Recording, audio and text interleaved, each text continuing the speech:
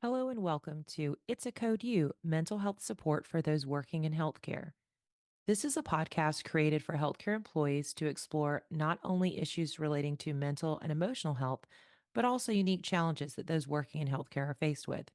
Your hosts are Adina Tucker, a licensed clinical social worker with Dartmouth Health, and Jennifer Hinsey, an MSW also with Dartmouth Health.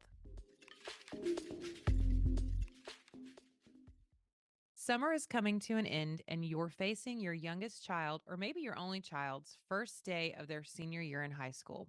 You're likely filled with emotions. This time next year, you are facing that you're now an empty nester. Welcome to It's a Code You. This episode, we're going to take a look at how to best prepare yourself for becoming an empty nester. If you were to Google it, you might learn that while empty nest syndrome isn't a condition that you'd find in the DSM, which is a diagnostic manual used for mental health conditions, but it is a real experience that parents might have.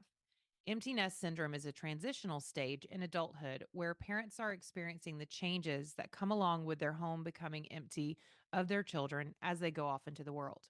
So, we'll take a look at what you might experience as you enter this transition in life and some tips and tricks to help you move into this new phase and process anything that comes up for you. As you prepare for your youngest child to leave the nest, you may experience a myriad of feelings. After all, your life has revolved around their care for the last 18 years. Now that child is going off on their own to pursue an education or travel. Maybe they're working now or wherever their dreams might take them. Some of the feelings that you may experience might be excitement, anxiety, grief, worry, or fear. Could be all of them.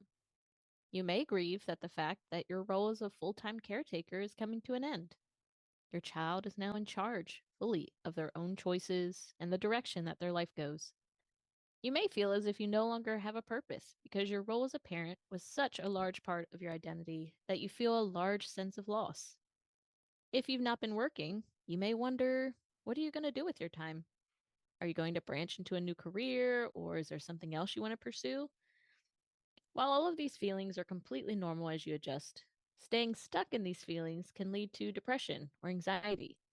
Sometimes it can also lead to trying to fill the void with other things, like spending money or substance misuse. If you find yourself feeling sad longer than a few weeks or unable to enjoy things or focus on the future, you might want to consider getting some extra support. Some things that you can look out for is lingering signs that you might want to get some help to process and move through the transition. Or are you feeling restless? Do you have an inability to focus? Are you feeling lonely? Do you feel an overwhelming feeling of being alone or unwanted? Are you noticing that you're irritable? Do you feel overly frustrated that you don't have control over certain things? Do you have less energy and motivation for things that you used to do? If you're noticing these things and they're going on for more than a couple weeks, we'd recommend making an appointment with a therapist or counselor to get some emotional support. To help you figure out how to move forward through this transition and into the next phase of your life, we have some tips that might be helpful and some things for you to consider. First, think of this new phase as not only exciting for your child, but for yourself as well. You can make changes in the way you've always done things. You can pursue new experiences. Try to look at your life and what things you'd like to add, or even what things are no longer serving you, and embrace the opportunity for change. Also, pat yourself on the back. You have raised a child. You've held them when they've fallen. You've laughed with them. You've given them the tools to feel confident to go into the world.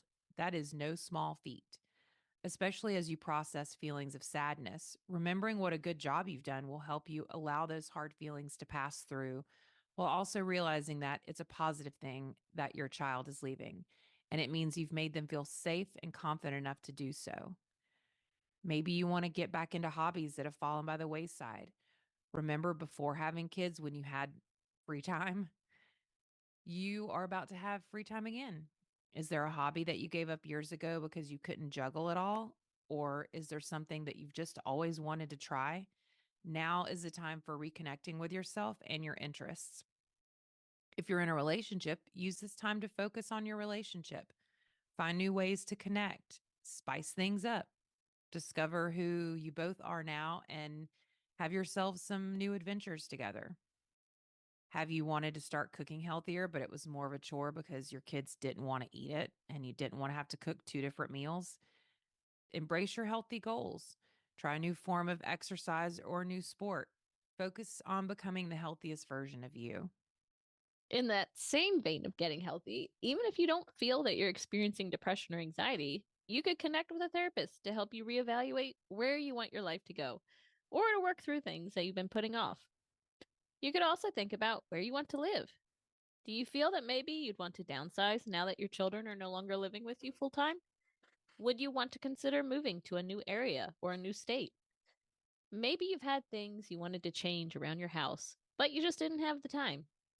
These are all things that are possible now. You could also change careers. Maybe it's something you've always wanted to do but didn't because you felt it was too risky. Or maybe you wanted to further your education, but you didn't feel you could manage it while also raising your kids. It's never too late to chase your own dreams. And as I was researching, I read an article in Psychology Today where the author was saying that one of her goals was to put money away each year so that now she can take a trip with her adult children to connect with them since they've gone away to college and eventually move on to having their own lives and careers.